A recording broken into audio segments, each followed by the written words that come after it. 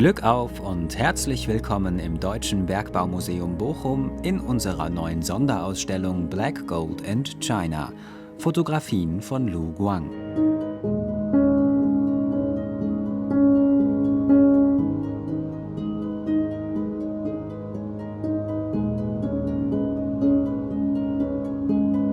Der international renommierte Dokumentarfotograf Lu Guang wurde 1961 im chinesischen Yongkang geboren.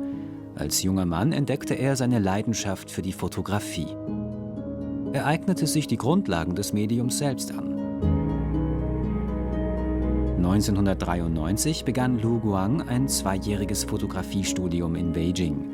Dort lernte er Hu Feng, eine junge Studentin, kennen, deren Familie in der Bergbaustadt Wuhai lebte. Beeindruckt von Lu Guangs bisherigen sozialkritischen Arbeiten lud Hu Feng ihn 1995 in ihre Heimatstadt ein. Dort entstanden die ersten Bilder dieser Ausstellung und mit ihnen begann eine 20 Jahre andauernde künstlerische Reise durch den Norden Chinas.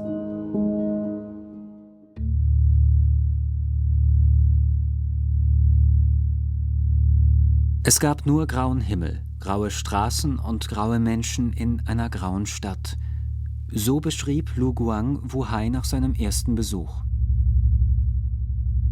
Als er 1995 begann, die Situation der Bergleute in Wuhai zu dokumentieren, erinnerten die Arbeitsbedingungen dort noch an vorindustrielle Zeiten.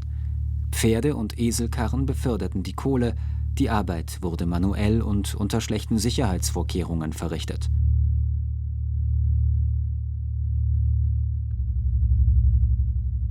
Es sind Bilder, die an das Ruhrgebiet im 19. Jahrhundert erinnern. Seit diesem ersten Besuch hat sich in Wuhai jedoch einiges verändert. Lkw ersetzen die Karren und Maschinen übernehmen die Förderung der Kohle.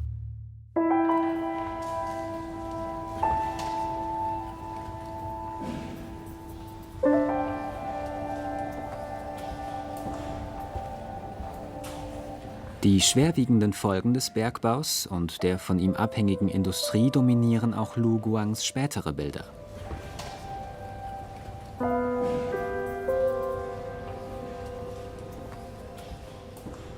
Die Zeit der Eselkarren ist längst Vergangenheit. China ist heute ein hochentwickeltes Land und der weltweit größte Konsument von Steinkohle. Dies spiegelt sich auch in den Umweltproblemen des Landes wider.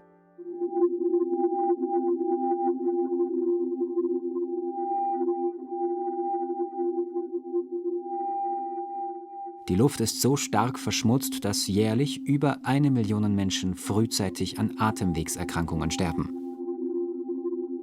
Chemische Abwässer aus den Fabriken belasten Gewässer und Böden.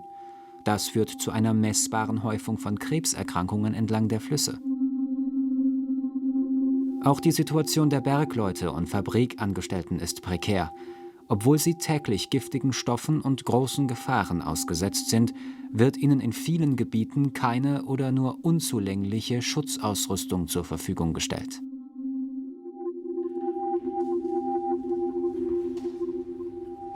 Lu Guangs Bilder machen die negativen Konsequenzen dieser Produktionsverhältnisse sichtbar. Sein Appell richtet sich dabei jedoch nicht nur an die chinesische Politik, sondern an alle Menschen weltweit. Denn ein Großteil der unter diesen Bedingungen in China produzierten Waren sind für den Export bestimmt.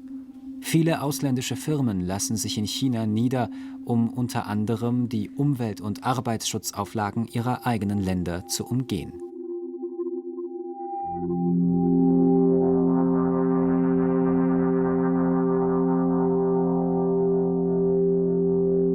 In China werden neben Steinkohle auch Braunkohle und Anthrazitkohle abgebaut. Anthrazitkohle trennen die Arbeiter in den Helan-Bergen in der Provinz Ningxia teils noch durch ein traditionelles Handwäscheverfahren vom Nebengestein. Die dort gelagerte Anthrazitkohle stammt aus dem Jura und wird auch der schwarze Schatz von Ningxia genannt. Doch die Anthrazitvorräte in Ningxia werden innerhalb der nächsten 40 Jahre vollständig erschöpft sein. Und auch die traditionelle Handarbeit weicht mehr und mehr der maschinellen Verarbeitung. Als Lu Guang 2010 in die Helanberge reiste, um die dortigen Arbeitsbedingungen zu fotografieren, gab es nur noch eine einzige manuelle Kohlenwäscherei.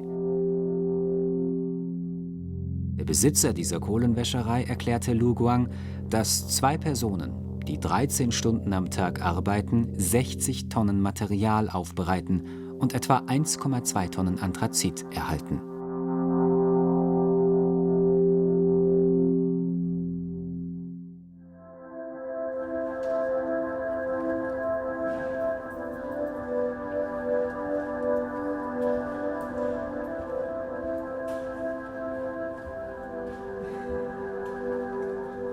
Die chinesische Landfläche besteht zu rund 40% aus Grasland. Früher zogen Nomaden mit ihren Nutztieren durch diese Gebiete und sorgten so für ein stabiles Ökosystem. Doch staatliche Regulierungen zwangen die Nomaden schließlich zur Sesshaftigkeit. Ihre Tiere konnten sich nicht mehr frei bewegen und es kam zu schwerwiegender Überweidung. In vielen Gebieten wurden Ackerbau und Tierhaltung unmöglich, auch weil die Böden durch Bergbau und Abwässer bereits stark geschädigt waren. Dort, wo früher Grasland war, liegen jetzt zunehmend Wüsten, in denen sich oft verheerende Sandstürme bilden, die auch umliegende Städte betreffen. Auch der Bergbau fügt den Graslandschaften ökologischen Schaden zu. Über seine Reise durch die innere Mongolei schrieb Lu Guang: Riesige Wunden klafften in den weiten Prärien und unzählige Maschinen verschlangen das Grün wie ein Rudel von Monstern. Da der Boden durch die Wüstenbildung bereits besonders anfällig ist, setzen ihm auch die Bergschäden besonders stark zu. Bergsenkungen und Bodeneinbrüche bedrohen die Existenz ganzer Dörfer.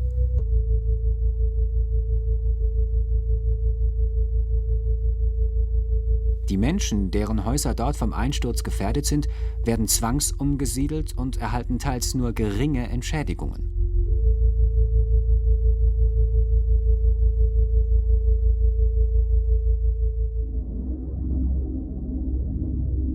Heute stehen Tierfiguren aus Kunststoff dort, wo zuvor die Nomaden mit ihren Herden durch die Graslandschaften zogen.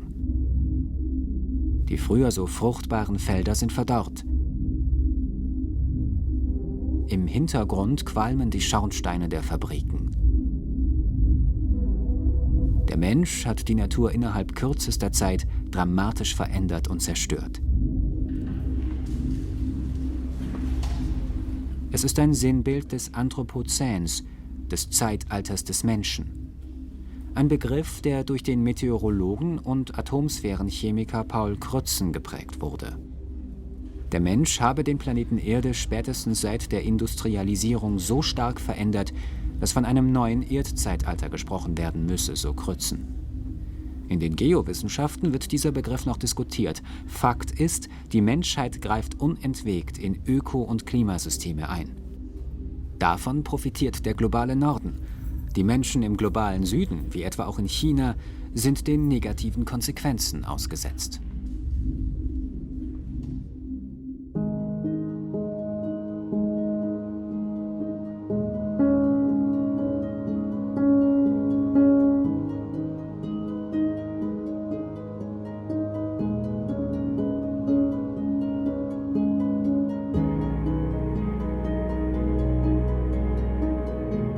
Lu Guang schrieb über seine Arbeit: Ich kann die Umweltverschmutzung nicht ändern, aber ich kann sie der Öffentlichkeit und auch ehrlichen und einflussreichen Politikern zeigen.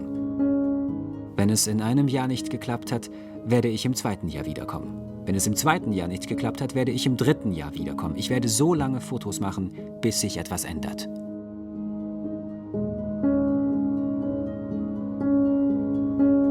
Machen Sie sich Ihr eigenes Bild in unserer aktuellen Sonderausstellung Black Gold and China – Fotografien von Lu Guang. Wir hoffen, Sie bald im Museum begrüßen zu dürfen. Glück auf!